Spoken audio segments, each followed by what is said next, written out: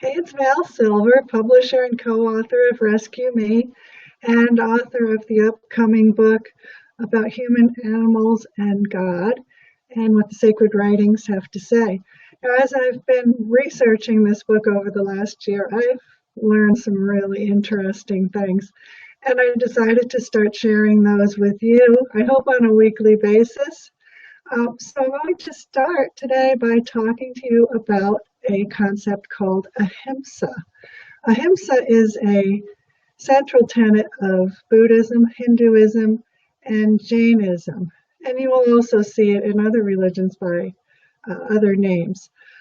Ahimsa, Ahimsa, means nonviolence, non-injury.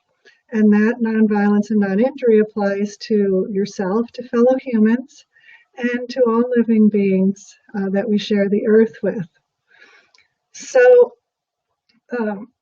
ahimsa could also mean extending compassion. That would be the next level. But at its root, it's just causing harm to no one else.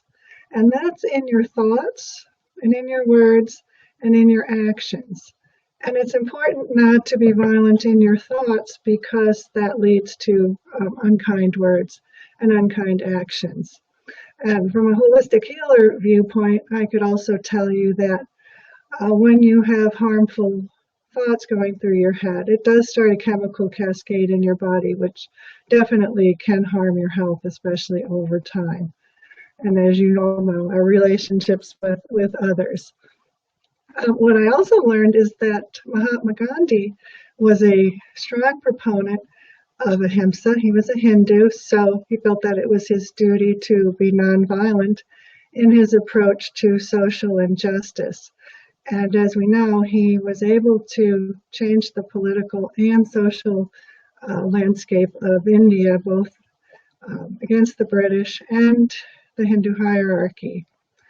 Someone who took Mahatma Gandhi's words to heart was Martin Luther King, one of my American heroes.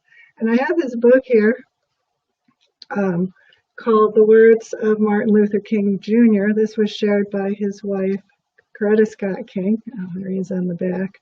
And he speaks about ahimsa, and he says that for his people that follow him, they must commit to not only praying daily, but acting in love. He says, walk and talk in the manner of love, for God is love. And he also says that they must, and of course I can't find it while I'm looking here,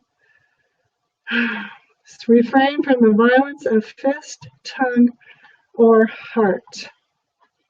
And he talks about violence against racial injustice as being impractical and immoral. And he says it's immoral because it thrives on hatred rather than love, and it destroys community and makes brotherhood impossible. It says it leaves society in monologue rather than dialogue.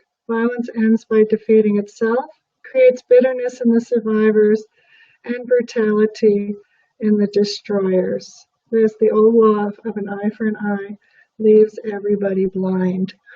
So those are words we can take to heart.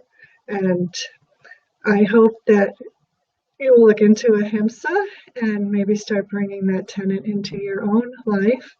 And until next time, I'm going to share with you about the Jains who have brought the concept of ahimsa to new heights. So until then, thanks for listening.